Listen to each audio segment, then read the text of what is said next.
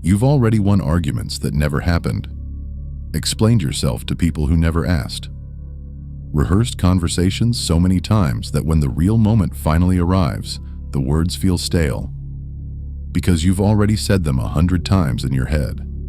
And the strange part is, you don't even notice when it starts. You're washing dishes, driving somewhere familiar, lying in bed before sleep, and suddenly you're there, mid-conversation with someone who isn't present, not remembering what they said, creating what they might say, testing responses, imagining reactions, building entire dialogues that exist nowhere except inside your mind. Most people assume this is overthinking, that it's anxiety spiraling, that if you just stayed present or let things go, it would stop. But what if the imaginary conversation isn't random noise? What if your mind is doing something far more intentional than you realize? Because you don't replay every interaction. You don't rehearse conversations with strangers, only the ones that carry weight, only the ones where something about your identity feels exposed. And if you've been wondering why your mind keeps pulling you into these invisible dialogues, this is where it starts to make sense. Because what looks like distraction from the outside is preparation from the inside. And what feels like repetition is actually rehearsal for something you haven't fully expressed yet. The brain doesn't create imaginary conversations randomly. It rehearses. Just like an athlete visualizes a movement before executing it. Your mind simulates social interaction before it happens. Not because you're anxious, because the brain is running predictions. How might they react? What tone should I use? What happens if I say this instead of that? The conversation becomes a testing ground.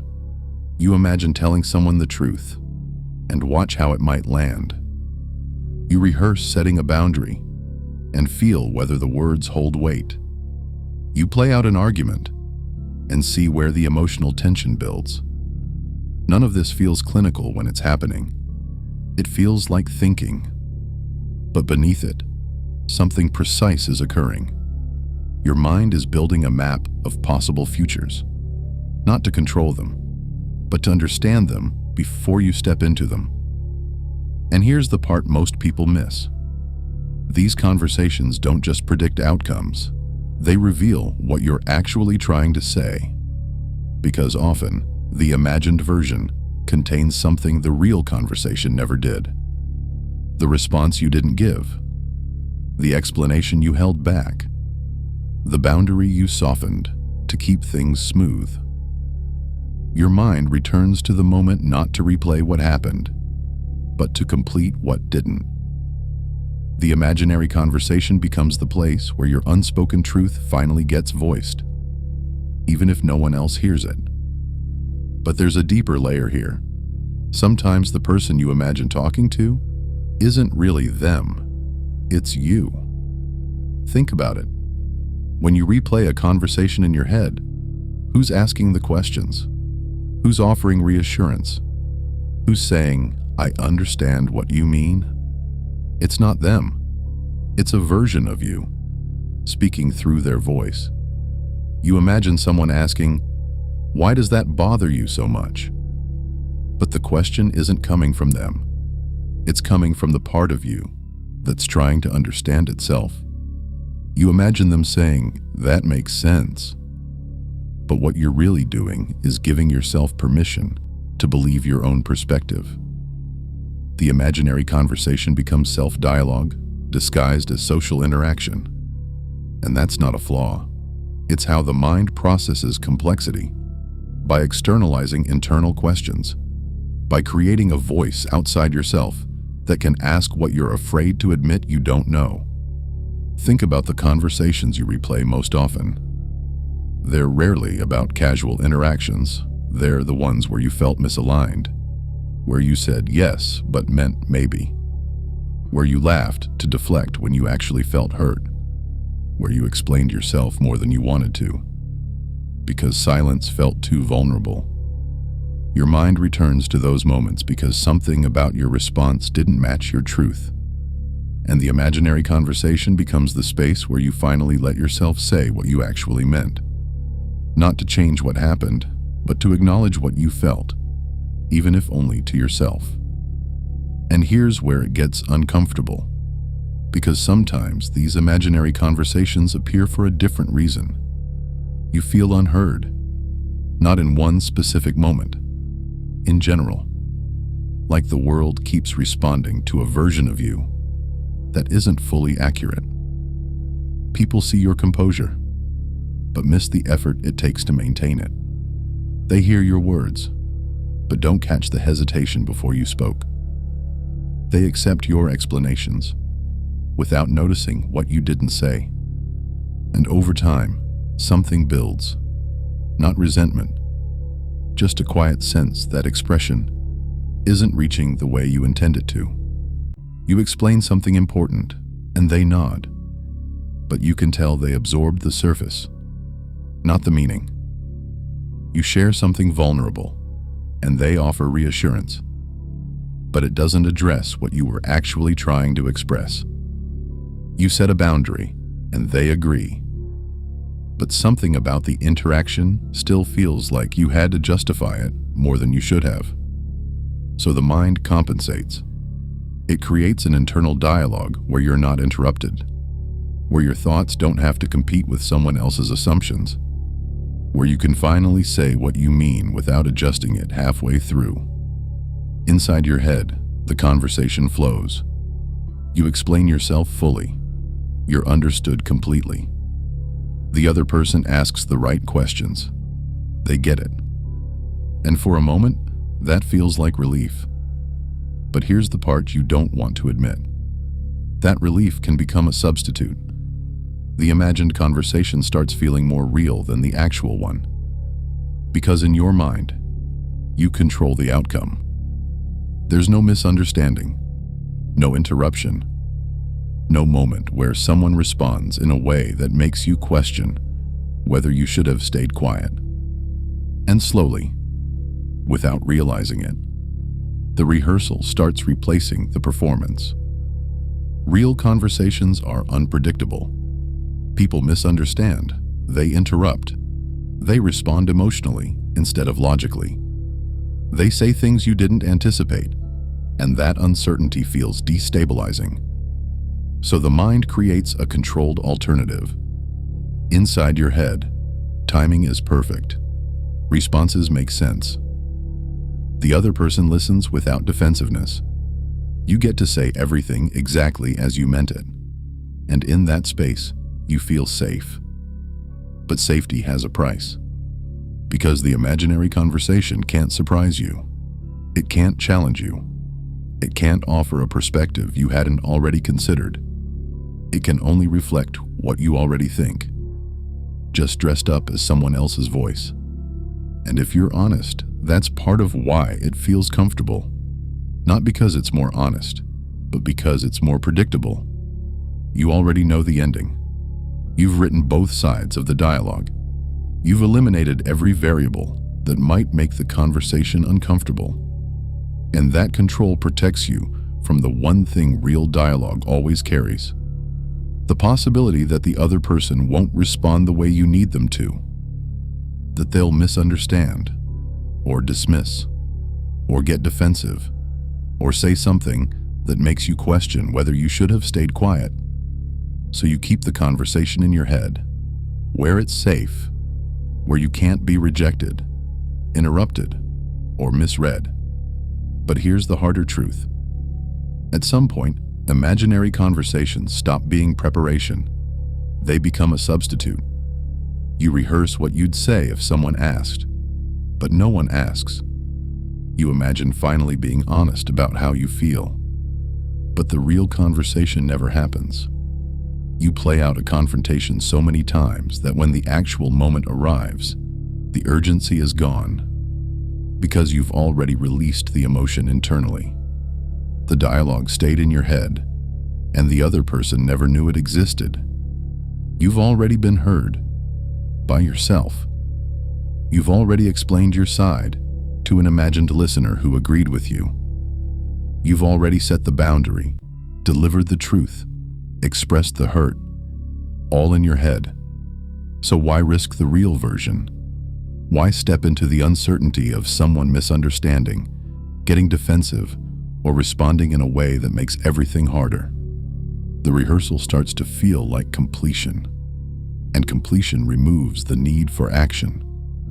This is where thinking replaces expression, where you become excellent at explaining yourself internally, but struggle to do it out loud, where the voice inside you grows sharper, clearer, more confident, while the voice you use with other people stays cautious, adjusted, safe, and the gap between the two keeps growing, until one day you realize you've had entire relationships in your head that never existed in reality.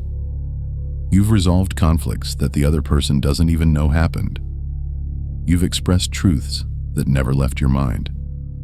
And while that might feel like emotional maturity, like you're processing instead of reacting, there's a cost. The cost is that your truth stays internal, your voice stays unheard, and the people in your life keep responding to a version of you that isn't fully honest, because the honest version only exists in conversations they were never part of. So what does this mean? It means imaginary conversations aren't a flaw. They're evidence that your mind is trying to understand itself, trying to clarify what it thinks, trying to process emotions that don't have clear language yet. That's not madness. That's how thinking becomes coherent. The problem isn't the rehearsal itself.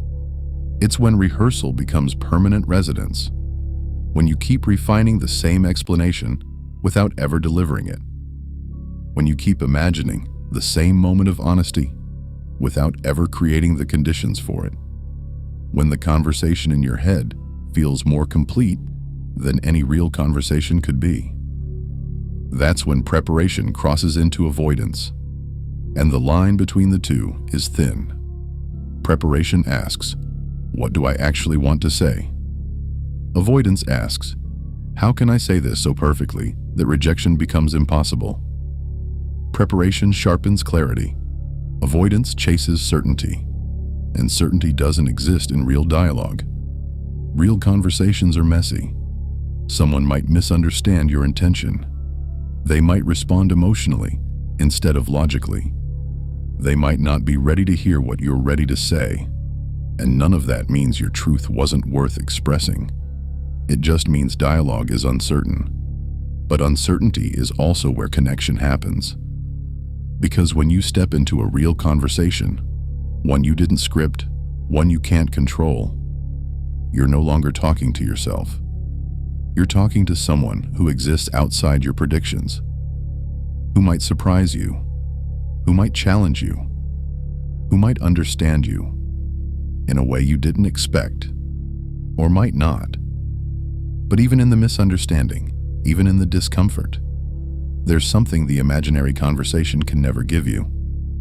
The experience of being seen by someone real, not by the version of them you constructed, not by the response you scripted, but by them, in the moment, without rehearsal.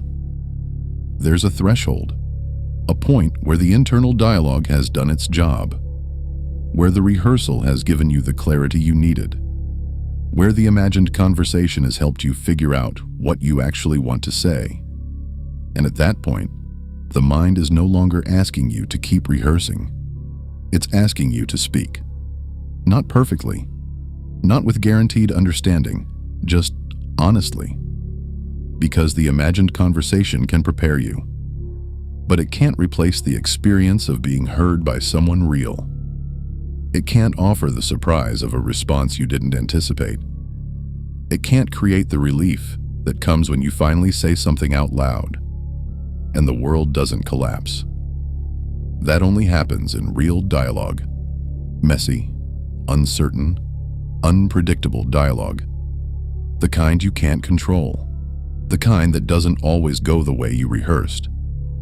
But also the kind where your voice, your actual voice, can finally reach another person. the imaginary conversation will probably never stop completely.